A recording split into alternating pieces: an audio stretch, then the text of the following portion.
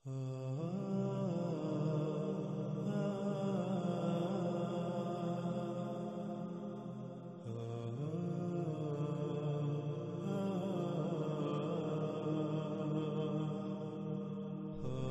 گزشتہ ایک ساتھ میں یہ بات بالکل کھل کر واضح ہو چکی کہ یاجوج اور ماجوج کون ہیں۔ قرآن میں جب صرف یاجوج اور ماجوج کے الفاظ آئیں تو سوال یہ پیدا ہوتا ہے کہ یاجوج اور ماجوج کون ہیں؟ تو اللہ سبحانہ و تعالیٰ نے ساتھ ہی سوال کا جواب بھی دے دیا کہ یاجوج اور ماجوج کون ہیں۔ اِنَّا یاجوج و ماجوج مفسدون فی الارض، اس میں کچھ شک نہیں یاجوج تھے اور ماجوج تھے وہ جو زمین میں فساد کر رہے تھے۔ اس میں کچھ شک نہیں وہ ہیں یاجوج اور ماجوج جو زمین میں فساد کر رہے ہیں۔ ماضی میں جو لوگ زمین میں فساد کرتے رہے اللہ سبحانہ و تعالیٰ نے انہیں یاجوج اور ماجوج قرار دیا، اور جو لوگ اس قرآن کے نزول کے بعد الساعۃ کے قیام کے قریب زمین میں فساد کریں گے وہ ہیں یاجوج اور ماجوج۔ آپ گزشتہ ایک ساتھ میں یہ بات بھی بالکل کھل کر جان چکے کہ اس قرآن میں اللہ سبحانہ و تعالیٰ نے اس قرآن کو احسن الحدیث کہا۔ اللہ نزل احسن الحدیث، یعنی یہ قرآن اپنے نزول سے لے کر الساعۃ کے قیام تک کی احسن تاریخ ہے، ایسی بہترین تاریخ کہ اس سے بہتر تاریخ کوئی اور ہو ہی نہیں سکتی۔ اور اس قرآن میں اللہ سبحانہ و تعالی نے مسئلوں سے تاریخ بیان کی۔ وَلَقَدْ صَرَفْنَا لِلنَّاسِ فِي هَذَا الْقُرْآنِ مِنْ كُلِّ مَثَلٍ، یعنی ماضی میں جو کچھ بھی ہوا اس میں سے وہ ایسے الفاظ میں بیان کیا جو خوب اس قرآن کے نزول سے لے کر الساعۃ کے قیام تک وقوع پذیر ہونا تھا۔ جو معاملہ یا مسئلہ لوگوں کو پیش آنا تھا، ہر بات ہر شے کا ذکر کیا گیا اس قرآن میں مسئلوں سے۔ آپ دیکھتے ہیں کہ قرآن میں ان لوگوں کا ذکر ملتا ہے جو اس قرآن کے نزول سے پہلے گزر چکے، جیسے کہ قوم نوح، قوم عاد، قوم سمود، قوم لوط، اخوان لوط، قوم شعیب، آل فرعون اور امت بنی اسرائیل وغیرہ۔ لیکن یہ جان لیں کہ اس قرآن میں اللہ سبحانہ و تعالیٰ نے ان کے قصے و کہانیاں بیان نہیں کی۔ اس قرآن میں اساطیر الاولین نہیں ہے، بلکہ گزشتہ ایک ساتھ میں یہ بات بالکل کھول کر واضح کی جا چکی کہ اسی قرآن میں اللہ سبحانہ و تعالیٰ نے کہا فَجَعَلْنَاهُمْ سَلَفًا وَمَثَلًا لِلْآخِرِينَ، پس کر دیا ہم نے انہیں سلفا، یعنی ایک ایک کو گزرے ہوئے کر دیا۔ جو اس قرآن کے نزول سے پہلے دنیا میں آئے تھے اب گزرے ہوئے ہو چکے، اور جنہیں ایک ایک کو گزرے ہوئے کر دیا انہیں نہ صرف گزرے ہوئے کر دیا بلکہ انہیں مثل کر دیا آخرین کے لیے، یعنی بعد میں آنے والوں کے لیے، اس قرآن کے نزول سے لے کر الساعۃ کے قیام تک آنے والوں کے لیے۔ اس قرآن کے نزول سے پہلے جو قومیں بھی اس دنیا میں آباد تھیں، جو قومیں بھی اس دنیا میں آئی، ان سب کے سب کو گزرا ہوا کر دیا، اور انہیں نہ صرف گزرا ہوا کر دیا بلکہ انہیں مثل کر دیا اس قرآن کے نزول سے لے کر الساعۃ کے قیام تک آنے والوں کے لیے۔ اس لیے اس قرآن میں جہاں جہاں بھی گزشتہ قوموں کا ذکر کیا گیا تو وہ اصل میں ان کا ذکر کرنا مقصود نہیں تھا، بلکہ اس قرآن کے نزول سے لے کر الساعۃ کے قیام تک آنے والوں کی مسلوں سے تاریخ اتاری گئی۔ اس قرآن میں اس قرآن کے نزول سے پہلے گزر جانے والے وہ لوگ جو زمین میں فساد کرتے رہے ان کا ذکر کرتے ہوئے ان کے بارے میں اللہ سبحانہ و تعالیٰ نے کہا کہ وہ یاجوج اور ماجوج تھے، اور قرآن میں انہیں یاجوج اور ماجوج کہنا یہ اساطیر الاولین نہیں، یعنی جو گزر چکے ان کی سطریں نہیں، بلکہ ان کی مسلوں سے قرآن کے نزول کے بعد الساعۃ کے قریب آنے والے مفسدون فی الارض جو کہ یاجوج اور ماجوج ہیں ان کی تاریخ اتاری گئی۔ آج سے 14 صدیاں قبل ہی یاجوج اور ماجوج کی مسلوں سے تاریخ اتاری گئی تھی۔ اس لیے اب قرآن سے ہی آپ پر واضح کرتے ہیں کہ وہ کون سے لوگ تھے جو اس قرآن کے نزول سے قبل دنیا میں آئے اور وہ زمین میں فساد کرتے رہے۔ انہوں نے کیسے اور کس طرح زمین میں فساد کیا اور پھر بالآخر اسی اپنے ہاتھوں سے کیے ہوئے فساد کے سبب ہلاک ہوئے، اور جیسے اللہ نے ان کا اس قرآن میں ذکر کیا آج بھی ان کی مسل لوگ موجود ہیں جو ان کی مسل زمین میں فساد کر رہے ہیں۔ ناظرین، یہ اللہ کا قانون ہے کہ اللہ نے ہر قوم کے شروع اور آخر میں رسول بھیجا، یعنی اللہ کا قانون ہے کہ اللہ کسی بھی قوم، کسی بھی امت کے شروع میں ایک رسول اور پھر اس کے آخر میں بھی ایک رسول پیش کرتا ہے۔ رسول بھیجا جاتا ہے بینات کے ساتھ،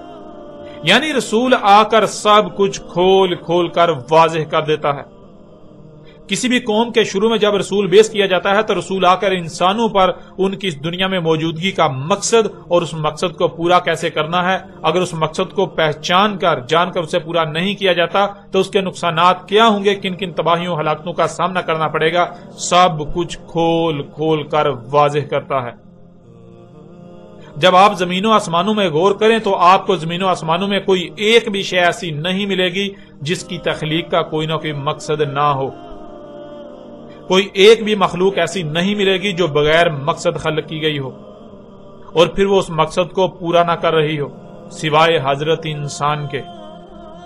انسان واحد ایسی مخلوق ہے جسے دنیا میں آنے کا مقصد کیا ہے اس کا علم ہونا تو دور، بلکہ اسے خود اپنی ہی ذات کا علم نہیں کہ وہ کون ہے۔ مثلا اگر آپ کے ہاتھ کی طرف اشارہ کر کے آپ سے پوچھا جائے، آپ سے سوال کیا جائے کہ یہ کیا ہے، تو آپ فوراً جواب دیں گے کہ یہ ہاتھ ہے، اور جب آپ سے یہ سوال کیا جائے کہ یہ کس کا ہے تو آپ فوراً کہیں گے، فوراً جواب دیں گے کہ یہ میرا ہاتھ ہے۔ اسی طرح پاؤں کی طرف اشارہ کر کے پوچھا جائے کہ یہ کیا ہے تو آپ فوراً جواب دیں گے کہ یہ پاؤں ہے، اور جب یہ سوال کیا جائے کہ کس کا ہے تو فوراً جواب دیں گے کہ یہ میرا پاؤں ہے، یعنی یہ میرا ہے۔ اسی طرح بتدریج آپ کے جسم کے تمام اعضاء کے بارے میں سوال کرتے کرتے آپ کے پورے جسم کی طرف اشارہ کیا جائے اور آپ سے پوچھا جائے کہ یہ کیا ہے تو آپ جواب دیں گے یہ جسم ہے، اور پھر جب آپ سے یہ سوال کیا جائے کہ یہ کس کا ہے، یعنی یہ جسم کس کا ہے، تو آپ اس کا جواب دیں گے کہ یہ جسم میرا ہے، یہ میرا ہے۔ آپ اس جسم کو بالکل ایسے ہی میرا کہیں گے جیسے آپ کے پاس کوئی بکری، کوئی جانور یا کوئی شے جو آپ کی ملکیت ہو تو اس کے بارے میں پوچھا جائے کہ یہ کس کی ہے تو آپ کہیں گے یہ میری ہے، یعنی اس شے کو آپ اپنا وجود نہیں قرار دے رہے، آپ اس شے کو اپنا وجود نہیں کہہ رہے، آپ اس شے کو اپنا آپ نہیں کہہ رہے، آپ یہ نہیں کہہ رہے کہ یہ میں ہوں، بلکہ آپ کہتے ہیں کہ یہ میری ہے، آپ اس کی ملکیت کا دعویٰ کر رہے ہیں۔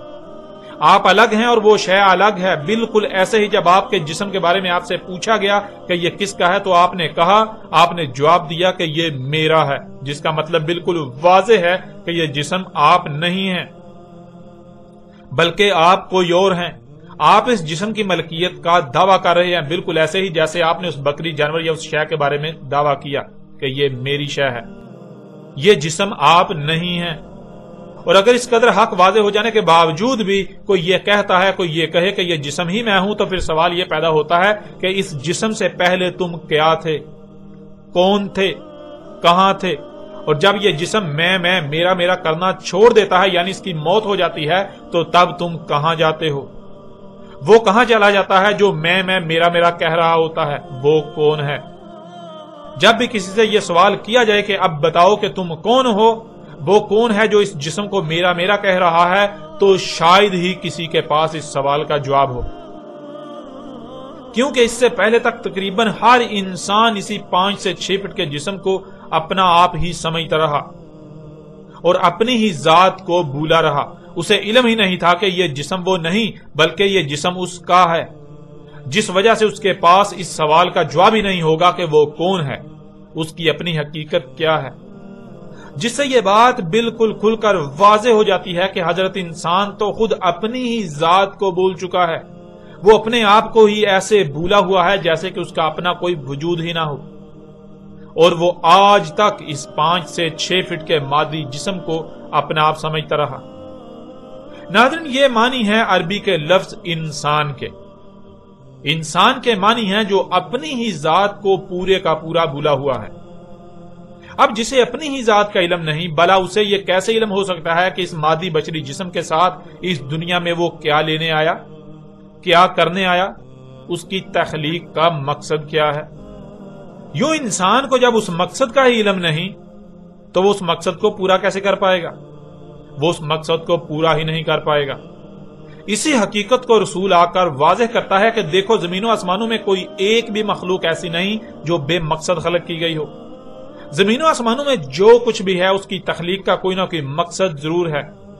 اور اس مقصد کو پورا کرنے کے لیے ہر مخلوق کا اپنا اپنا مقام ہے۔ جب تک تمام کی تمام مخلوقات اپنے اپنے مقام پر رہتے ہوئے اپنی اپنی ذمہ داری کو پورا کریں گی، تب ہی وہ مقصد پورا ہوگا جس مقصد کے لیے انہیں خلق کیا گیا۔ زمین و آسمانوں کی مثال بالکل تمہارے جسم کی سی ہے۔ زمینوں آسمانوں کی مثال بالکل ایک مشین کی سی ہے. جیسے تمہارا جسم لا تعداد مخلوقات کا مجموعہ ہے، بہت سے اعضاء ہیں جن کا آپس میں گہرا ربط ہے، ہر عضو اور ہر عضو میں تمام کی تمام مخلوقات کا اپنا اپنا مقام و ذمہ داری ہے، جسے پورا کرنے کے لیے ان کی ضروریات ہیں، اور ان کی ضروریات بھی الگ الگ ہیں، ان کی مقدار اور معیار بھی الگ الگ ہے. جب تک ان کی ضروریات کا معیار اور مقدار ٹھیک رہے گی، وہ اپنے اپنے مقام پر رہتے ہوئے اپنی اپنی ذمہ داری کو پورا کر پائیں گی، جس سے جسم ایک بہترین میزان یعنی توازن قائم ہے اور قائم رہے گا. اور اگر جسم میں کوئی ایک بھی مخلوق اپنے مقام سے ہٹ جاتی ہے، اپنی ذمہ داری کو پورا نہیں کرتی یا سستی اور لاپرواہی کرتی ہے، تو جسم میں قائم توازن بگڑ جائے گا، جس سے جسم میں خرابیاں اور بالآخر جسم ایک بڑی تباہی یعنی موت سے دوچار ہو جائے گا، بیکار ہو جائے گا. بالکل یہی مثال زمین و آسمانوں کی ہے. اس حقیقت کے کھلنے پر جب انسان زمین و آسمانوں میں غور و فکر کرتا ہے تو وہ دیکھتا ہے کہ سوائے اس کے یعنی سوائے انسان کے تمام کی تمام مخلوقات نہ ہی اپنے مقام سے ہٹتی ہیں اور نہ ہی وہ کسی قسم کی کمی کجی یا کوتاہی کرتی ہیں. یہ واحد انسان ہے جس کو نہ تو اپنی تخلیق کے مقصد کا علم ہے اور نہ ہی اس مقصد کو پورا کرنے کا علم. اور یہ واحد انسان ہی ہے جو دن رات لا علمی میں ایسے ایسے عمال کر رہا ہے، ایسے ایسے کرتوت کر رہا ہے کہ جس سے نہ صرف اپنے مقام سے ہٹا ہوا ہے بلکہ باقی مخلوقات کو بھی زبردستی ان کے مقامات سے ہٹا رہا ہے، یا زمین و آسمانوں میں تبدیلیوں کا باعث بن رہا ہے، جس سے لامحالہ زمین و آسمانوں میں قائم توازن بگڑ کر زمین و آسمانوں میں تباہیاں آئیں گی جو زمین و آسمانوں کو تباہ و برباد کر کے رکھ دیں گی، جن کا ذمہ دار یہ حضرت انسان ہوگا. اور ان سے بچنے کا واحد ایک ہی حل ہے کہ یا تو اپنی حقیقت کو جان لیا جائے، اپنے آپ کو یاد کر لیا جائے، اپنی ہی حقیقت کو یاد کر لیا جائے، اپنے آپ کو پہچان لیا جائے، یا پھر کم از کم یہ واضح ہو جائے کہ اس کی تخلیق کا مقصد کیا ہے، اسے اس دنیا میں کیوں بھیجا گیا. یوں انسان دو گروہوں میں تقسیم ہو جاتے ہیں. ایک وہ جن کا مقصد یہ بن جاتا ہے کہ وہ اپنی ذات کو پہچانیں، اپنی ذات کو یاد کریں، اپنے آپ کو یاد کریں کہ وہ کون ہیں، کیا ہیں، ان کا اول و آخر کیا ہے، ان کی حقیقت کیا ہے. یوں باقی تمام تر راز و حقائق خود بخود واضح ہو جائیں گے. اور دوسرے وہ جن کا مقصد یہ بن جاتا ہے کہ ان پر کسی بھی صورت حق واضح ہو جائے، ان کی تخلیق کا مقصد کیا ہے، انہیں اس دنیا میں کیوں بھیجا گیا اور اس مقصد کو پورا کیسے کرنا ہے. یوں رسول دونوں طرح کے انسانوں سمیت ہر ایک پر حق بالکل کھول کھول کر واضح کرتا ہے. ناظرین، کسی بھی شے کی تخلیق کا مقصد کیا ہے، اسے جاننے کا سب سے بہترین اور آسان ترین ذریعہ یہ ہے کہ اس شے میں جان کر دیکھا جائے کہ اس میں کیا کیا صلاحیتیں پائی جاتی ہیں.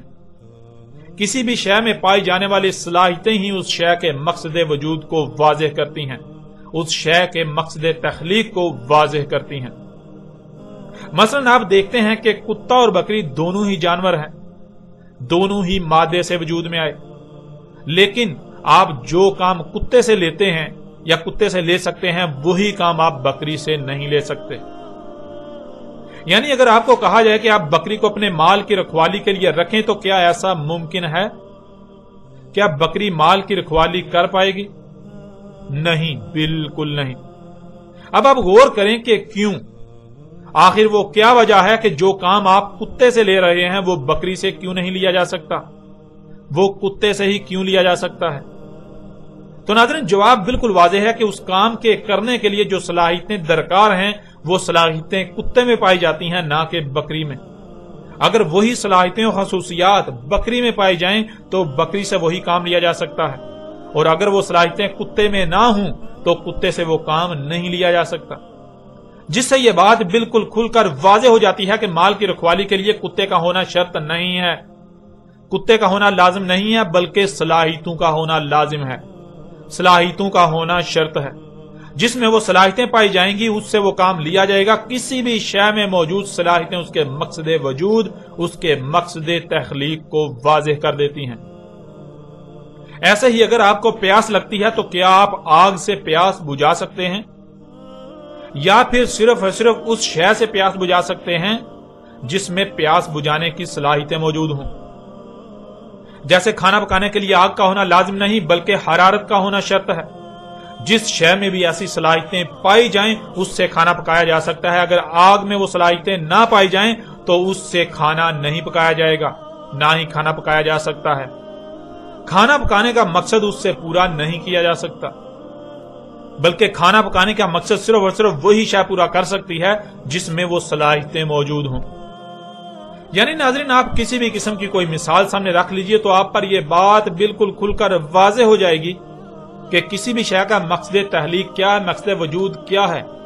اسے جاننے کا سب سے آسان اور بہترین ذریعہ یہ ہے کہ اس شے میں پائی جانے والی صلاحیتوں کو جان لیا جائے. جب اس شے میں پائی جانے والی صلاحیتوں کو جان لیا جائے گا تو وہ صلاحیتیں خود بخود اس شے کے مقصد تخلیق کو واضح کر دیں گی. زمین و آسمانوں میں ہر شے کو نہ صرف اس کے مقصد تخلیق کا علم ہے بلکہ وہ اپنے اپنے مقام پر رہتے ہوئے اپنے اپنے مقصد کو پورا بھی کر رہی ہیں، سوائے حضرت انسان کے. انسان کا مقصد تخلیق کیا ہے، اس کو جاننے کے لیے اس میں موجود صلاحیتوں کو جاننا ہوگا. اور انسان چونکہ بشر ہے تو جب اس بشر میں غور کیا جائے تو بالکل کھل کر واضح ہو جاتا ہے کہ زمین و آسمانوں میں اس بشر کی مثال کسی مشین، کسی گاڑی کے خالق و مالک اور ڈرائیور کسی ہے. اس بشر میں زمین و آسمانوں میں خلق کرنے کی صلاحیتیں ہیں، مالک بننے کی صلاحیتیں ہیں، نظام چلانے کی صلاحیتیں ہیں. جیسے آپ اپنے ہی وجود میں غور کریں تو آپ پر یہ بات بالکل واضح ہو جائے گی کہ آپ کے جسم میں ہر عضو کا اپنا اپنا مقصد ہے. ٹانگوں کا مقصد جسم کو ادھر سے ادھر لے جانا، ہاتھوں کا مقصد جسم کے لیے کچھ بھی کرنا، دل کا مقصد جسم کے لیے دھڑکنا، آنکھوں کا مقصد جسم کے لیے دیکھنا، کانوں کا مقصد جسم کے لیے سننا، دماغ کا مقصد پورے جسم یعنی پورے وجود کا نظام چلانا، پورے جسم کی دیکھ بھال کرنا. تو جیسے جسم میں دماغ کی اہمیت و حیثیت ہے، بالکل یہی اہمیت و حیثیت زمین و آسمانوں کی مخلوقات میں اس بشر کی ہے. بشر کا مقصد زمین و آسمانوں کا نظام چلانا ہے. اب جب کہ یہ بات بالکل واضح ہو چکی کہ انسان میں زمین و آسمانوں کا نظام چلانے کی صلاحیتیں ہیں، خالق و مالک بننے کی صلاحیتیں ہیں، تو پھر اس میں کوئی شک نہیں رہتا کہ اس کا مقصد تخلیق زمین و آسمانوں کی دیکھ بھال کرنا تھا، ان کا نظام چلانا تھا. زمین و آسمانوں میں کسی بھی قسم کی کوئی تبدیلی نہ ہو، ان میں کہیں بھی کوئی چھیڑ چھاڑ نہ کر سکے. زمین و آسمانوں میں ہر شے کو اس کے مقام پر ہی رہنے دینا، ان کی حفاظت کرنا تھا.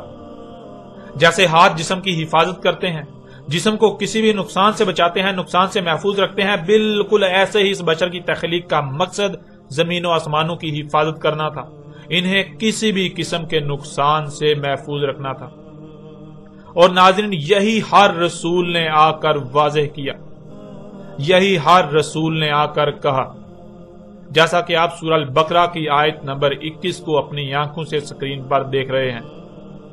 یا ایھا الناس اعبدوا ربکم الذی خلقکم والذین من قبلکم. اے لوگو، کس کی عبادت کر رہے ہو؟ جو رب تھا تمہارا اس کی عبادت کرو.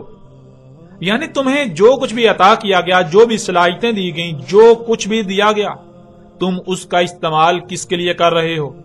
کس کے پیچھے، کس کے حصول میں ان سب کا استعمال کر رہے ہو؟ اس کے پیچھے، اس کے لیے ان سب کا استعمال کرو جس نے تمہیں وجود دیا، اور یہ سب جس نے تمہیں عطا کیا. تمہارا رب تھا وہ ذات جس نے تمہیں خلق کیا اور ان لوگوں کو خلق کیا جو تم سے پہلے تھے. پھر اسی طرح سورہ ال عمران کی آیت نمبر 51 میں اللہ سبحانہ وتعالی کا کہنا ہے، ان اللہ ربی و ربکم فاعبدوہ ھذا صراط مستقیم. یعنی جو بھی رسول آیا تو ہر رسول کی دعوت یہی رہی، اس میں کچھ شک نہیں، اللہ تھا میرا رب اور تمہارا رب. کس کی عبادت یعنی غلامی کر رہے ہو؟ پس اسی کی عبادت کرو، اسی کی غلامی کرو. یہ ہے صراط المستقیم، یعنی یہ ہے وہ لائن جسے قائم کرنے کے لیے تمہیں دنیا میں لایا گیا، تمہیں وجود دیا گیا. سورہ المائدہ کی آیت نمبر 72 میں ہے کہ یہی عیسیٰ ابن مریم علیہ السلام نے بنی اسرائیل کو کہا، وقال المسیح یا بنی اسرائیل اعبدوا اللہ ربی و ربکم. اور کہا تھا المسیح نے یعنی عیسیٰ ابن مریم نے، اے بنی اسرائیل، کس کی عبادت کر رہے ہو؟ کس کے عبد بنے ہوئے ہو؟ اللہ تھا جس کی عبادت کرنی ہے، جس کا عبد بننا ہے. اللہ وہ تھا جو میرا رب ہے اور تمہارا رب. اس طرح سورہ الاعراف کی آیت نمبر 59 میں ہے کہ یہی نوح علیہ السلام نے اپنی قوم سے کہا لَقَدْ أَرْسَلْنَا نُوحًا إِلَىٰ قَوْمِهِ فَقَالَ يَا قَوْمِ اعْبُدُوا اللَّهَ مَا لَكُم مِّنْ إِلَٰهٍ غَيْرُهُ تحقیق کے بھیجا ہم نے نوح کو اس کی قوم کی طرف، پس کہا تھا نوح نے اے میری قوم کس کی عبادت کر رہے ہو، کس کے عبد بنے ہوئے ہو؟ اللہ تھا جس کی عبادت کرنی ہے، جس کا عبد بننا ہے، نہیں ہے تمہارے لیے جتنے بھی الہ ہیں ان میں سے اس کے علاوہ کوئی الہ۔ یعنی تمہیں جو کچھ بھی دیا گیا، ذہانت ہو، مال ہو، اولاد ہو، یا جو کچھ بھی ہو، جو کچھ بھی تمہیں دیا گیا تو دیکھو یہ سب تمہیں کس نے دیا؟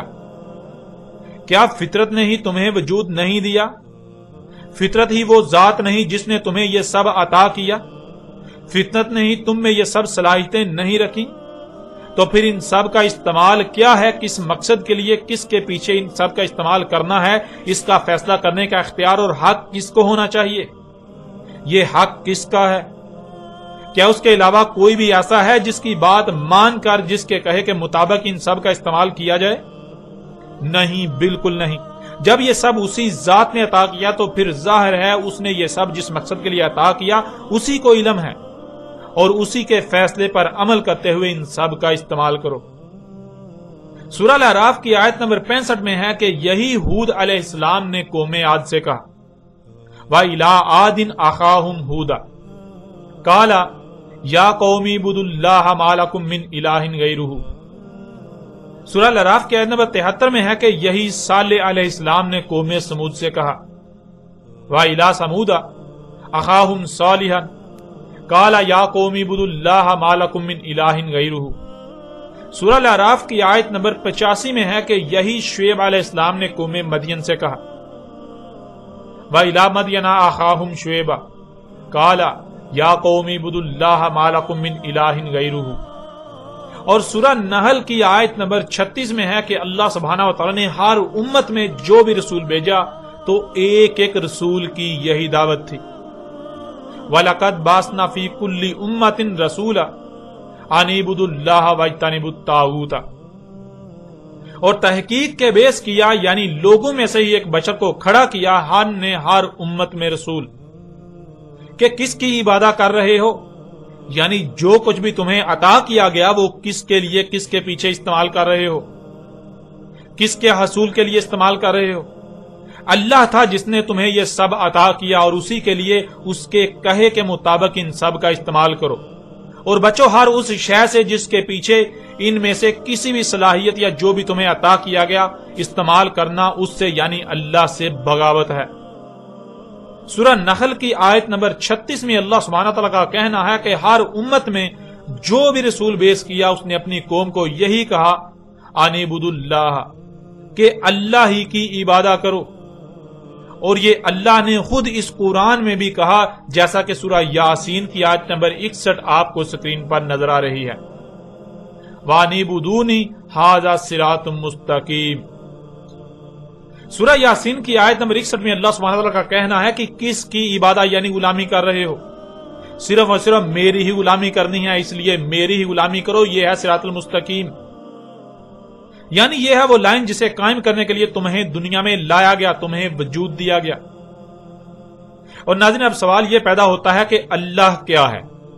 کیونکہ جب تک اللہ کا ہی علم نہیں ہوگا تب تک نہ تو یہ واضح ہو پائے گا کہ عبادت یعنی غلامی ہے کیا، اور نہ ہی یہ واضح ہوگا کہ اللہ کی غلامی یعنی اللہ کی عبادت کیسے کی جا سکتی ہے۔ اللہ کی عبادت کیا ہے اس وقت تک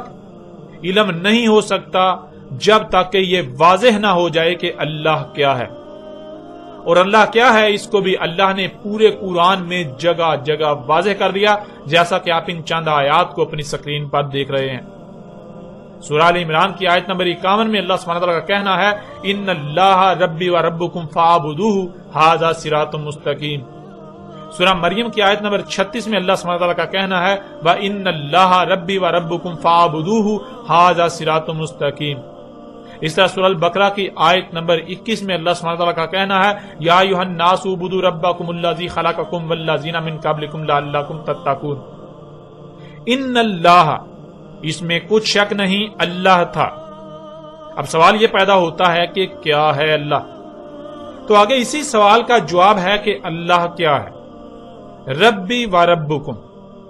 وہ ہے اللہ جو میرا رب ہے اور تمہارا رب، یعنی جس نے مجھے اور تمہیں وجود دیا اور کسی نہ کسی مقصد کے لیے وجود دیا، تمام تر ضروریات کو وجود میں لا کر فراہم کر رہا ہے۔ تو ذرا غور کرو وہ کون سی ذات ہے جس نے آپ کو وجود دیا، جس نے تمہیں وجود دیا، اور نہ صرف آپ کو یعنی تمہیں وجود دیا بلکہ آپ کی تمام تر ضروریات کو بھی وجود میں لا رہا ہے۔ جب آپ غور کریں گے تو یہ کائنات میں جو کچھ بھی ہے یہ آپ کے سامنے آئے گا۔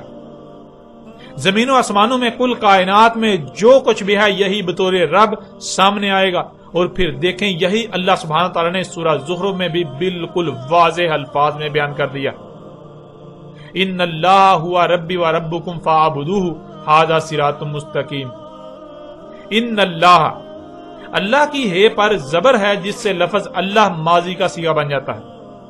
یوں ان اللہ کے معنی بنیں گے، اس میں کچھ شک نہیں اللہ تھا۔ اس وقت دنیا میں موجود انسانوں سے خطاب کرتے ہوئے اللہ کہہ رہا ہے، قرآن کہہ رہا ہے کہ اس میں کچھ شک نہیں اللہ تھا، یعنی تم جسے اللہ کہہ رہے ہو، جسے اللہ سمجھ رہے ہو، تمہیں جو اللہ بتایا گیا ایسا کوئی اللہ وجود ہی نہیں رکھتا، بلکہ جو اصل میں اللہ ہے تم نے اس کو اللہ تھا کیا ہوا ہے۔ تو ناظرین اب سوال یہ پیدا ہوتا ہے کہ کیا تھا اللہ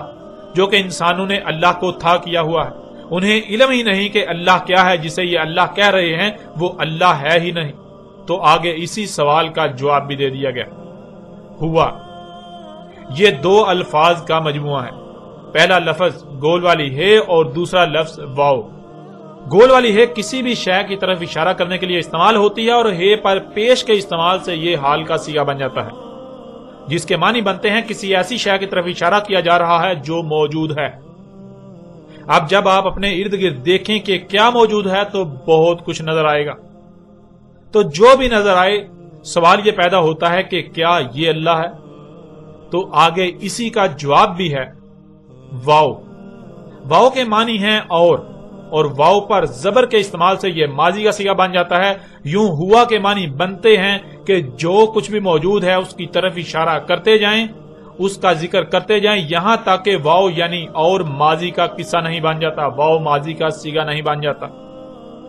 مثلا جب آپ دیکھیں کہ کیا ہے جو موجود ہے تو درخت نظر آئیں گے، تو سوال یہ پیدا ہوتا ہے کہ کیا بس درخت ہی موجود ہیں،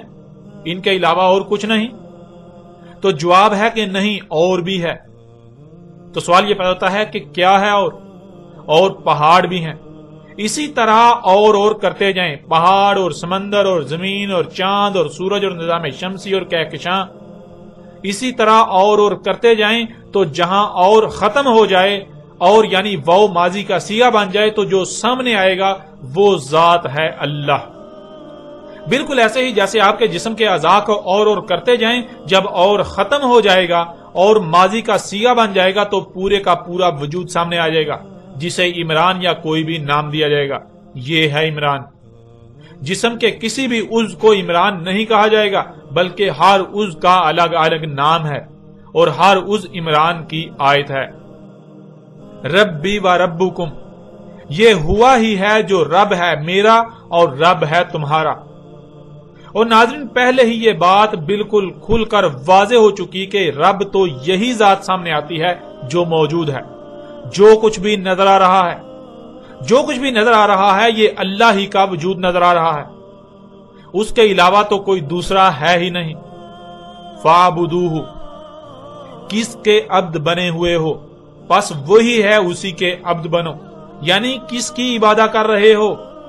پس اسی کی عبادت کرو۔ اب ناظرین سوال یہ پیدا ہوتا ہے کہ عبادت کسے کہتے ہیں، عبادت کے معنی کیا ہے؟ عبادت جسے اردو میں عبادت لکھا اور پڑھا جاتا ہے اس کے معنی کیا ہیں؟ یعنی کسی کا عبد بننا کیا ہے، عبادت کسے کہتے ہیں، عبادت کیا ہے اور لفظ عبادت کے معنی کیا ہیں؟ ناظرین انسانوں کی اکثریت لفظ عبادت کو اردو کا لفظ سمجھتی ہے، لیکن یہ لفظ اردو کا نہیں بلکہ عربی کا ہے، اور عربی میں اسے یوں لکھا جاتا ہے عبادہ، اور جب عربی لہجے میں اس لفظ کو پڑھا جاتا ہے تو تیز ساکت ہو کر ہے کی آواز میں بدل جاتی ہے، یعنی اسے عبادہ پڑھا یا بولا جائے گا۔ عربی کا لفظ عبادہ جب اردو میں شامل ہوا تو اسے عربی کی بجائے اردو لہجے میں تے کے ساتھ بولا گیا اور بولا جاتا ہے، یعنی عبادت۔ اب آتے ہیں اس لفظ کے معنی کی طرف۔ ناظرین، سب سے پہلے ایک مثال آپ کے سامنے رکھتے ہیں تاکہ آپ پر بات ہر لحاظ سے کھل کر واضح ہو جائے۔ مثلا آپ تصور کریں کہ آپ میں وہ تمام تر اور احسن صلاحیتیں موجود ہیں جو ایک انتہائی پیچیدہ ترین مشین بنانے کے لیے ضروری ہوں، یعنی آپ شروع سے لے کر آخر تک مشین کے مکمل ہونے تک ایک ہی ایسی ذات ہیں کہ جس نے وہ مشین تیار کی اور پھر صرف اور صرف آپ ہی میں اس مشین کو احسن طریقے سے چلانے کی صلاحیتیں ہیں، اور آپ کے علاوہ کوئی بھی دوسری ایسی ذات نہیں جس میں وہ صلاحیتیں ہوں جو آپ میں ہیں۔ اور پھر مشین ایسی ہے کہ اگر رائے برابر بھی عمل خلاف ہدایات کیا جائے گا تو اس میں خرابیاں ہو جائیں گی اور بالآخر تباہ ہو جائے گی۔ آپ نے مشین مکمل کر لی اور اسے چلانے کے لیے آپ نے ارادہ کیا کہ کسی دوسرے کو مشین پر معمور کیا جائے، کسی دوسرے کو مشین پر نائب بنا دیا جائے، جس کے لیے آپ کسی کو لے کر آتے ہیں۔ اب یہاں سوال یہ پیدا ہوتا ہے کہ کیا آپ فوراً مشین اور اس کا سارا انتظام اس کے حوالے کر دیں گے جس کو آپ لے کر آئے، جس کے پاس اس کے بارے میں کوئی علم نہیں، جو بالکل نیا ہے؟ اس کے باوجود کہ آپ کے علاوہ کوئی دوسرا اس مشین کے بارے میں الف بے تک بھی نہیں جانتا اور نہ ہی کسی میں اس مشین کو چلانے اور اس کا انتظام سنبھالنے کی صلاحیت ہے؟ تو ناظرین، جواب بالکل واضح ہے کہ نہیں، بالکل نہیں۔ آپ فوراً مشین اور اس کا انتظام اس کے حوالے نہیں کریں گے، بلکہ آپ سب سے پہلے وہ صلاحیتیں اسے عطا کریں گے جو اس مشین کو چلانے کے لیے حاصل ہونا ضروری ہیں، جو کہ لامحدود نہیں بلکہ محدود ہوں گی اس مشین کے انتظام چلانے کی حد تک۔ یوں آپ اس کو وہ تمام صلاحیتیں دیتے ہیں جو اس مشین کو چلانے، اس کا انتظام سنبھالنے کے لیے ضروری ہیں۔ اب ناظرین، سوال یہ پیدا ہوتا ہے کہ اگر آپ نے اسے یہ تمام صلاحیتیں عطا کی تو کیوں؟ کیا ان صلاحیتوں کے عطا کرنے کا کوئی مقصد نہیں ہوگا؟ نہیں، بلکہ آپ نے اسے وہ محدود صلاحیتیں خاص مقصد کے لیے دیں تاکہ وہ ان صلاحیتوں سے اس مقصد کو پورا کرے جس مقصد کے لیے وہ صلاحیتیں اسے دی گئیں، اور اس پر فرض ہے کہ وہ ان صلاحیتوں کو صرف اور صرف اسی مقصد کے لیے استعمال کرے جس مقصد کے لیے اسے وہ صلاحیتیں دی گئیں، کیونکہ اگر وہ ان صلاحیتوں کا رائے برابر بھی اپنی مرضی کے مطابق استعمال کرے گا تو مشین میں خرابیاں اور بالآخر تباہ ہو جائے گی۔ مالک نے جو صلاحیتیں دی ان صلاحیتوں کا خالص اسی مقصد کے لیے استعمال کرنا جس مقصد کے لیے مالک نے عطا کی، یہ عربی میں عبادہ یا عبادت کہلاتا ہے، اور اردو میں اسے غلامی، جسے اردو میں بھی زیادہ تر عبادت کہا اور لکھا جاتا ہے۔ اللہ سبحانہ و تعالی جو کہ آپ کا رب ہے، اور رب کون ہے یہ بالکل واضح ہو چکا کہ ایک ہی ذات ہے۔ اللہ کی ذات اور ہر طرف اسی کا وجود نظر آ رہا ہے۔ اللہ نے انسان کو جتنی بھی نعمتیں دیں، جو بھی صلاحیتیں دیں، جو کچھ بھی عطا کیا، ایک تو وہ محدود ہیں اور دوسرا یہ کہ ان سب کے عطا کرنے کا کوئی نہ کوئی مقصد ضرور ہے۔ جیسے ہمارے ہاتھ، پاؤں، آنکھیں، کان، ناک سمیت جتنے بھی جسم کے اعضاء ہیں، پھر ہمارے کھانے کے لیے، ہماری ضروریات کو پورا کرنے کے لیے جو کچھ بھی ہمیں خلق کر کے عطا کیا، عطا کر رہا ہے، خواہ وہ سانس لینے کے لیے آکسیجن ہی کیوں نہ ہو، ہمارے سوچنے سمجھنے، غور و فکر کرنے، تدبر و تفکر کرنے، کچھ بھی کرنے کی صلاحیتیں، مال و دولت یا اولاد ہی کیوں نہ ہو، یہ سب کچھ محدود اور کسی نہ کسی مقصد کے لیے عطا کیا۔ اگر ہم ان تمام نعمتوں اور صلاحیتوں کو خالص اسی مقصد کے لیے استعمال کرتے ہیں جس مقصد کے لیے اللہ نے عطا کی، اور رائے برابر بھی اپنی مرضی، اپنی خواہشات کی تکمیل کے لیے استعمال نہیں کرتے، تو یہ اللہ کی عبادت کہلائے گی، جسے اردو میں غلامی یا عبادت کہتے ہیں اور فارسی میں بندگی کہا جاتا ہے۔ یہ اللہ کی عبادت، اللہ کی غلامی، اللہ کی بندگی ہوگی۔ اور اگر ان نعمتوں، ان صلاحیتوں یا جو کچھ بھی اللہ نے عطا کیا اللہ کے واضح کردہ مقصد کے علاوہ کسی اور مقصد کے لیے استعمال کریں گے تو وہ اسی شے کی عبادت کہلائے گی، جس کے پیچھے اور جس کے لیے، جس کے حصول کے لیے، جس کی خاطر ان نعمتوں اور صلاحیتوں کا استعمال کریں گے۔ اگر آپ اپنی ان صلاحیتوں جن میں ذہانت بھی ہے، اس ذہانت کو مال و دولت اور دنیاوی مال و متاع کے حصول کے لیے استعمال کرتے ہیں تو وہ اسی کی عبادت کر رہے ہیں۔ کوئی شخص ایسا کر رہا ہے تو وہ اسی کی عبادت کر رہا ہے جس کے پیچھے وہ اپنی ان صلاحیتوں کا استعمال کر رہا ہے، جس کے حصول کے لیے، جس کے پیچھے ان صلاحیتوں کا استعمال کر رہا ہے، اور ایسا انسان اس شے کا عبد کہلائے گا، یعنی غلام کہلائے گا۔ اور جس کے پیچھے اس نے ان صلاحیتوں ان نعمتوں کا استعمال کیا وہ شے وہ ذات اس کا الہ کہلائے گی۔ الہ اسے کہتے ہیں جس کے پیچھے ان نعمتوں اور صلاحیتوں وغیرہ کا استعمال کرنا، اور ایسا کرنے والا اس الہ کا عبد کہلاتا ہے۔ اور ناظرین، بہت ہی سوچے سمجھے منصوبے کے تحت عبادت کو پوجا پاٹ اور پرستش میں بدل دیا گیا۔ پوجا پاٹ اور پرستش وغیرہ بے مقصد ہوتی ہے، جس کی جاتی ہے وہ خود محتاج ہوتا ہے۔ اللہ کی ذات محتاج نہیں ہے، اللہ محتاج نہیں ہے، اللہ غنی ہے، اسے کسی قسم کی کوئی حاجت نہیں ہے۔ اگر وہ انسانوں کو کوئی حکم دیتا ہے تو اس میں ان کا اپنا ہی فائدہ یا اپنا ہی نقصان پنہاں ہوتا ہے۔ اللہ سبحان ہے، یعنی اللہ اسے پاک ہے، وہ کوئی ایسا حکم دے جو بے مقصد ہو۔ جب تک یہ علم نہ ہوگا کہ اللہ نے یہ تمام نعمتیں اور صلاحیتیں کس مقصد کے لیے عطا کی تو ان کا اس مقصد کے لیے استعمال کیسے کیا جا سکتا ہے؟ اور جب کہ سب کے سب انسان دن رات ان کا استعمال کر رہے ہیں تو پھر یہ سوچنا اور غور و فکر کرنا چاہیے کہ کیوں خود ہی کو دھوکہ دیا جا رہا ہے اور نہ جانے دن رات کتنے الہوں کی عبادت میں مصروف ہیں۔ ان اللہ ہوا ربی و ربکم فاعبدوہ ھذا صراط مستقیم۔ اس میں کچھ شک نہیں، اللہ تھا۔ اب سوال یہ پیدا ہوتا ہے کون تھا اللہ؟ اللہ یہ نہیں ہے جسے تم اللہ کہہ رہے ہو، جسے تم اللہ سمجھ رہے ہو، جسے تم اللہ بنائے ہوئے ہو، بلکہ یہ تو تمہارے اپنے خود ساختہ اللہ کے نام پر گڑے ہوئے عقائد و نظریات ہیں۔ تم اپنے عقائد و نظریات کو اللہ کہہ رہے ہو جن کا اللہ کے ساتھ کوئی تعلق نہیں۔ جسے تم اللہ کہتے ہو، جو نقشہ تم نے اللہ کے بارے میں اپنے دماغوں میں گڑ رکھا ہے وہ محض تمہارے دماغوں کی اختراع ہے، اس کا حق کے ساتھ کوئی تعلق نہیں۔ اللہ کو تو تم نے تھا کیا ہوا ہے، اور اللہ کیا ہے آگے اسی سوال کا جواب بھی اللہ سبحانہ تعالیٰ نے دے دیا۔ ہوا ہے اللہ، یعنی جو کچھ بھی موجود ہے اور کرتے جاؤ یہاں تک کہ اور ختم ہو کر ماضی کا صیغہ بن جائے تو جو ذات سامنے آئے گی وہ ہے اللہ۔ یہی وہ ذات ہے ربی و ربکم، میرا رب اور تمہارا رب۔ یعنی غور کرو، کیا تمہیں اسی نے وجود نہیں دیا؟ اور پھر دیکھو تمہاری ضروریات کیا ہیں، تمہارے سانس لینے کے لیے آکسیجن، پینے کے لیے پانی، کھانے کے لیے گوشت سمیت طرح طرح کے پھل سبزیاں فروٹ وغیرہ، تمہاری سواری کی ضرورت کو پورا کرنے کے لیے گدھے گھوڑے خچر، رہنے کے لیے زمین، اور جو کچھ بھی تمہاری ضروریات ہیں۔ ذرا غور کرو ان کو کون ہے جو وجود میں لا رہا ہے؟ کیا وہی ذات ان سب کو وجود میں نہیں لا رہی جو ہر طرف نظر آ رہی ہے، جنہیں تم مخلوقات کا نام دیتے ہو؟ جب اسی نے وجود دیا اور یہی ذات تمہاری تمام تر ضروریات کو وجود میں لا رہی ہے تو پھر رب کون ہوا؟ اس کے علاوہ رب کون ہوا؟ اور ذرا غور کرو، یہی ذات نہیں، یہی فطرت نہیں جس نے تم میں صلاحیتیں رکھی، تمہیں تمام تر صلاحیتیں دی؟ جب اسی نے تم میں صلاحیتیں رکھی تو اس نے جو کچھ بھی تمہیں عطا کیا وہ کس مقصد کے لیے عطا کیا؟ ذرا غور کرو، تمہاری ذات میں تمہارے ہاتھ کس کے لیے ہیں؟ کیا تمہاری اپنی ہی ذات کی حفاظت کے لیے ہیں یا کسی دوسرے کے لیے؟ تمہاری ذات میں تمہاری زبان کا مقصد کیا ہے؟ تمہارے ہی وجود کی ترجمانی یا پھر کسی دوسرے کی؟ تمہاری ذات میں تمہارے دل کا مقصد کیا ہے؟ کسی دوسرے کے لیے دھڑکنا یا پھر تمہارے لیے؟ اسی طرح کسی بھی عضو کی مثال لے لو، تم اپنے ہی جسم میں کسی بھی خلق کی کسی بھی مخلوق کی مثال لے لو، تو جس ذات نے فطرت نے تمہیں وجود دیا اس نے کسی اور کے لیے تمہیں وجود دیا؟ ایسا کیسے ہو سکتا ہے؟ جو بھی صلاحیتیں اس نے تمہیں دیں کیا کسی اور کے استعمال کے لیے، کسی اور کے پیچھے استعمال کرنے کے لیے دیں یا پھر اسی وجود کے لیے جس نے تمہیں یہ سب صلاحیتیں دیں؟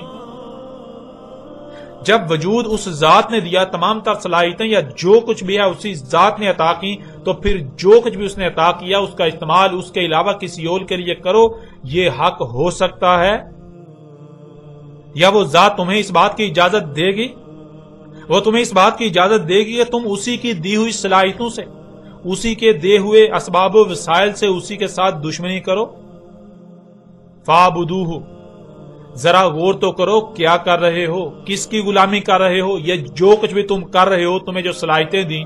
جو مال دیا، جو اولاد دی، جو ذہانت دی، جو زندگی دی، جو صحت دی، جو وقت دیا، تمہیں سانس لینے کے لیے آکسیجن، کھانے کے لیے پھل سبزیاں، پینے کے لیے پانی، رہنے کے لیے زمین، آرام کرنے کے لیے رات بنائی، اور جو کچھ بھی تمہیں عطا کیا ذرا غور تو کرو، جس نے تمہیں عطا کیا کیا اسی کے لیے ان سب کا استعمال کر رہے ہو یا پھر اس کے ساتھ دشمنی میں ان سب کا استعمال کر رہے ہو؟ فطرت نے تمہیں یہ سب عطا کیا، تم اسی کے خلاف ان سب کا استعمال کر رہے ہو، اسی میں چھیڑ چھاڑ کر رہے ہو، اسی میں پنگے لے رہے ہو، اسی میں تبدیلیاں کر رہے ہو، اسی کی غلامی کے بجائے اس کے ساتھ دشمنی کر رہے ہو، تو جان لو، باز آ جاؤ۔ اگر تمہیں یہ سب کچھ عطا کیا گیا تو اس لیے نہیں بلکہ اس لیے عطا کیا گیا کہ اسی کی عبادت کرو، یعنی اسی کی غلامی کرو۔ جو کچھ بھی تمہیں عطا کیا گیا اسی کے لیے، اسی کی دیکھ بھال کے لیے استعمال کرو، کوئی اس کے ساتھ دشمنی نہ کر پائے۔ زمینوں آسمانوں میں اور جو کچھ بھی ان میں ہے ان میں کوئی رد و بدل نہ کرے، ان میں چھیڑ چھاڑ نہ کرے، فطرت میں تبدیلیاں نہ کرے، مخلوقات کو ان کے مقامات سے نہ ہٹائے، اس مقصد کے لیے استعمال کرو۔ اگر مخلوقات کو ان کے مقامات سے ہٹایا جا رہا ہے تو ایسا کرنے والوں کو روکنے کے لیے تمہیں یہ سب عطا کیا گیا۔ زمینوں آسمانوں کی اصلاح کرنے کے لیے تمہیں یہ سب عطا کیا گیا۔ جیسے تمہاری ذات میں آنکھیں، کان، ناک، زبان، منہ، ہاتھ، پاؤں سمیت تمام کے تمام اعضاء کا مقصد تمہاری ہی ذات کی غلامی ہے۔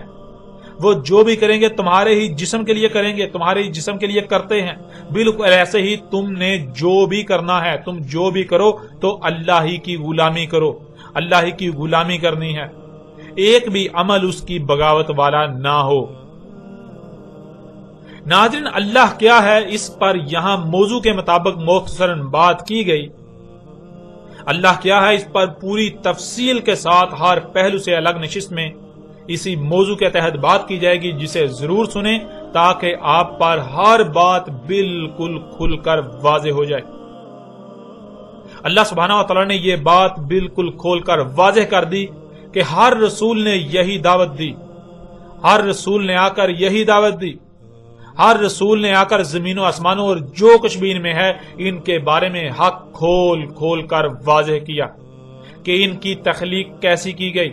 زمین و آسمانوں کی مثال بالکل تمہارے جسم یا ایک مشین کی سی ہے، اور یہی وجہ ہے کہ ہر رسول کو ساحر کہا گیا۔ ساحر سحر سے ہے، اور سحر کہتے ہیں مخلوقات پر دسترس پانے، مخلوقات کو کنٹرول کرنے کے علم یا صلاحیتوں کو، اور ساحر کہتے ہیں اس شخص کو جس کے پاس ایسا علم یا صلاحیتیں ہوتی ہیں جن سے مخلوقات پر دسترس پائی جا سکے، ان پر کنٹرول پایا جا سکے، انہیں اپنے ماتحت کیا جا سکے، اور وہ اس علم کو مخلوقات کو مسخر کرنے، ان پر دسترس پانے، ان کو کنٹرول کرنے کے لیے استعمال کرے۔ موجودہ دور میں اس علم کو سائنس، اور جن کے پاس یہ علم یا صلاحیتیں موجود ہیں انہیں سائنسدان کہا جاتا ہے۔ اردو میں سائنسدان، انگلش میں سائنٹسٹ، اور عربی میں اس قرآن میں اللہ سبحانہ تعالیٰ نے لفظ ساحر کا استعمال کیا۔ آپ قرآن اٹھا کر دیکھ لیں، پورے کا پورا قرآن زمین و آسمانوں اور جو کچھ بھی ان میں ہے ان کے بارے میں بات کرتا ہے۔ ہر رسول کی دعوت بھی یہی تھی۔ نہ تو قرآن میں کسی پوجا پاٹ کا ذکر ہے اور نہ ہی کسی ایک بھی رسول نے پوجا پاٹ کی دعوت دی۔ گزشتہ ایک سال میں آپ پر یہ بات بھی بالکل کھول کر واضح کی جا چکی کہ اللہ سبحانہ و تعالیٰ صرف اور صرف تب ہی رسول بیعث کرتا ہے جب اس سے پہلے انسان 100% گمراہی میں ہوتے ہیں،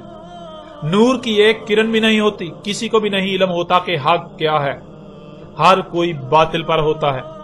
اس کے باوجود ہر کوئی خود کو اہل حق سمجھ رہا ہوتا ہے، اور ہر بار یہی وجہ بنی کہ رسول نے آ کر جب حق واضح کیا تو رسول کو سائنسدان کہا گیا کہ یہ تو ساری سائنسی باتیں کرتا ہے، اور دین تو سائنس نہیں بلکہ دین تو پوجا پاٹ کا نام ہے، جس پر ہم نے اپنے آباء و اجداد کو پایا، جس پر یہ ایک لفظ بھی بیان نہیں کرتا، اس لیے اسے تو دین کا علم ہی نہیں، یہ تو دین کی الف بے سے بھی واقف نہیں۔ حالانکہ حقیقت اس کے بالکل برعکس ہوتی ہے کہ انسانوں کو دین کی الف بے کا بھی علم نہیں ہوتا۔ وہ جو کچھ انہیں ان کے آباء و اجداد سے نسل در نسل منتقل ہوا اسے ہی دین سمجھ رہے ہوتے ہیں، حالانکہ وہ دلال مبین میں ہوتے ہیں، وہ دلال مبین ہوتی ہیں، 100% گمراہیاں ہوتی ہیں، ان کو حق کا بالکل علم نہیں ہوتا۔ اور ان کے برعکس جب رسول آ کر حق بیان کرتا ہے تو انسانوں کی اکثریت رسول کی دشمن بن جاتی ہے۔ ناظرین، ہر امت میں، ہر قوم کے شروع میں آنے والے رسول نے یہ حق کھول کھول کر واضح کیا اور پہلے ہی آگاہ کر دیا کہ اگر تم فطرت سے بغاوت کرو گے، اللہ کی حدود سے تجاوز کرو گے، تو جان لو اللہ نے زمین و آسمانوں کو ایسا خلق کیا کہ زمین و آسمانوں میں لا تعداد مخلوقات ایسی ہیں جو غیب ہیں، جن کے قریب بھی نہیں جانا، جن کو نظر انداز کرنا ہے۔ یعنی جنہیں تم سے چھپا دیا گیا، اور کثیر تعداد ایسی مخلوقات بھی ہے جو متشابہات ہیں، یعنی بالکل سامنے نظر تو آ رہی ہیں لیکن ان کا مقصد کیا ہے اس کا علم تمہیں نہیں دیا گیا، یا پھر ان کی تخلیق یا مزید مکمل ان کے بارے میں تمہیں علم نہیں دیا گیا۔ اس لیے اگر وہ سامنے ہیں بھی تو تم نے ان کے پیچھے نہیں پڑنا، ان کو نظر انداز کرنا ہے۔ اس لیے کہ اگر تم اللہ کی لگائی ہوئی حدود سے تجاوز کرتے ہو تو ایک وقت ایسا آئے گا جب اللہ نے جو تم سے چھپا دیا وہ تم پر کھلنا شروع ہو جائے گا، وہ غیب نہیں رہے گا۔ جب ایک شے سامنے آئے گی تو پھر وہ ایک نہیں بلکہ حادثاتی طور پر اللہ کے غیب سے مخلوقات کا سامنے آنے والا ایک نہ ختم ہونے والا سلسلہ شروع ہو جائے گا۔ تم دن بدن بڑھتے ہی جاؤ گے، فطرت سے بغاوت میں بڑھتے ہی جاؤ گے، یہاں تک کہ تم ہلاک ہو جاؤ گے۔ تو ناظرین، جب جب انسانوں نے رسولوں کی دعوت سے اعراض کیا، ان کی طرف سے واضح کیے جانے والے حق کو نظر انداز کرتے ہوئے فطرت سے بغاوت کی، فطرت پر انحصار کرنے کے بجائے فطرت میں چھیڑ چھاڑ کرنا شروع کی، تو ایک وقت ایسا آیا جب حادثاتی طور پر اللہ کا غیب ظاہر ہونا شروع ہو گیا۔ جب اللہ کا غیب ظاہر ہونا شروع ہوا تو انسانوں نے ان مخلوقات کو اپنی مرضیوں کے مطابق تعویلات پہنانا شروع کر دیں، یعنی ان مخلوقات کا اپنی مرضی کے مطابق استعمال کرنا شروع کر دیا، یوں زمین میں فساد کرنا شروع کر دیا، یہاں تک کہ وہ زمین میں فساد عظیم کر بیٹھے کہ واپسی کا رستہ بند ہو گیا۔ تو ہر دور میں ایسے لوگوں کو جو فساد فی الارض کرتے ہیں انہیں اللہ سبحانہ و تعالی نے اس قرآن میں یاجوج اور ماجوج کہا، اور پھر ہر امت کے آخر میں جب ان کے اپنے ہی ہاتھوں یعنی یاجوج اور ماجوج کے کیے ہوئے فساد کا بھیانک رد عمل ان کی سزا عذاب عظیم سر پر آ پہنچا تو اللہ نے اپنا رسول بھیجا جس نے آ کر پھر وہی سارا حق کھول کھول کر واضح کر دیا اور کھول کھول کر متنبہ کیا کہ اب بھی وقت ہے فساد کرنے سے باز آ جاؤ، اللہ سے رجوع کرو ورنہ عذاب تمہارے سر پر کھڑا ہے۔ اور ناظرین، بلا جو ہوں ہی مجرم وہ کیوں اللہ کے بھیجے ہوئے کی دعوت کو تسلیم کریں گے، یہاں تک کہ وہ اسے اللہ کا بھیجا ہوا ہی کیوں تسلیم کریں گے؟ وہ تو ہر لحاظ سے اس کی تکذیب ہی کریں گے، اس کے ساتھ دشمنی ہی کریں گے۔ ناظرین، یہی ماضی میں بھی ہوتا آیا اور یہی آج بھی ہوگا۔ پھر بالآخر رسول کی موجودگی میں عذاب دیا گیا، یاجوج اور ماجوج کو یک لغت عذاب شدید سے ہلاک کر دیا گیا، ان کا نام و نشان تک مٹا دیا گیا، اور رسول اور اس کے ساتھیوں مومنوں یعنی جو رسول کی دعوت کو دل سے تسلیم کر کے اس پر عمل کرنے والے ہوئے انہیں رسول کے ساتھ عذاب عظیم سے بچا لیا گیا اور پیچھے زمین کا وارث بنا دیا گیا۔ اور ناظرین، یہی سب آج ہونا ہے، یہی سب آج ہونا تھا اور یہی آج ہونے جا رہا ہے۔ یاجوج اور ماجوج کیا ہیں یہ تب ہی واضح ہونا تھا جب اللہ کے وعدے کے مطابق اس امت کے آخر میں عذاب سر پر آ جانا تھا۔ اس سے پہلے اگر کوئی یاجوج اور ماجوج کے بارے میں رہنمائی کا دعوے دار بنتا ہے تو وہ اللہ کا شریک ہی ہو سکتا ہے جو اپنی بات اپنے دعوے میں بالکل بے بنیاد اور جھوٹا ہے۔ اس سے پہلے جنہوں نے اللہ کی طرف سے لوگوں کی رہنمائی کرنی تھی ان پر تو یہ فرض تھا کہ وہ لوگوں کو یہ بتاتے کہ یہ جو تم کر رہے ہو یہ فساد عظیم ہے، یہ فساد فی الارض ہے، اسے نہ انجام دو، فساد فی الارض نہ کرو۔ آج سے 14 صدیاں قبل جب انسان دلال مبین میں تھے یعنی 100% گمراہیوں میں تھے، کسی ایک کو بھی علم نہیں تھا کہ حق کیا ہے، نور کی ہدایت کی ایک کرن بھی نہیں تھی، تب اللہ سبحانہ وتعالی نے محمد علیہ السلام کو بیعث کیا اور محمد علیہ السلام پر زمین و آسمانوں اور جو کچھ بھی ان میں ہے ان کے بارے میں تمام کے تمام راز کھول کھول کر واضح کر دیے، اور محمد علیہ السلام نے آسان طریقے سے اپنی ذمہ داری کو نبھایا، انسانوں پر واضح کیا کہ جسے تم دین کا نام دے کر اس پر قائم ہو وہ دین نہیں ہے بلکہ اس کے بالکل برعکس دین تو فطرت ہے، فطرت پر قائم ہونا ہی اصل مقصد ہے۔ محمد علیہ السلام پر یہ سب واضح ہو چکا تھا کہ آج جب انسانوں کو دین کا علم ہی نہیں، ان کو علم ہی نہیں کہ حق کیا ہے، وہ پوجا پاٹ کو جو کچھ بھی آباء و اجداد سے نسل در نسل چلا رہا ہے اسے ہی دین سمجھے ہوئے ہیں، تو پھر اصل دین سے تو یہ بالکل لا علم ہے۔ یہ دین کو الگ اور دنیا کو الگ قرار دے کر زیادہ سے زیادہ حصول کے لالچ میں فطرت میں چھیڑ چھاڑ شروع کر چکے ہیں۔ اگر انہیں آج نہ روکا گیا تو ان قریب اللہ کے غیب کا سلسلہ کھل جائے گا، حادثاتی طور پر وہ مخلوقات، وہ سلسلہ سامنے آ جائے گا، آنا شروع ہو جائے گا جو اللہ نے چھپا دیا تھا، جسے نظر انداز کرنا تھا، شجرہ ملونا، وہ سلسلہ جس کو نظر انداز کرنا تھا، اور انسان اس کے پیچھے اس کی اتباع میں اللہ کے غیر کی مخلوقات کو اپنی منمانی اور خواہشات کی اتباع میں استعمال کریں گے، ان کو اپنی مرضی کے مطابق استعمال کریں گے، تو آہستہ آہستہ زمین و آسمانوں میں سب کچھ درہم برہم ہو جائے گا۔ اس لیے محمد علیہ السلام نے اس وقت لوگوں کو پہلے تو دعوت دی، اور جب دعوت دے چکے تو جو قوت میسر آئی اس کے ساتھ انسانوں کو فطرت میں مداخلت کرنے سے روکنے کے لیے میدان میں کود پڑے، اور قوت کے ساتھ انہیں فطرت کو تبدیل کرنے سے روک دیا، اور یہ بات بھی واضح کر دی کہ جب تک لوگ فطرت پر قائم رہیں گے نہ تو یاجوج اور ماجوج کا کوئی تصور ہوگا اور نہ ہی دجال کا، تب تک اسات سمیت اسات کی کوئی ایک بھی شرط ظاہر نہیں ہوگی۔ لیکن جیسے ہی فطرت سے بغاوت کی جائے گی، فطرت پر انحصار کرنا ترک کر دیا جائے گا، تو ایسا کرنے والے یاجوج اور ماجوج ہوں گے۔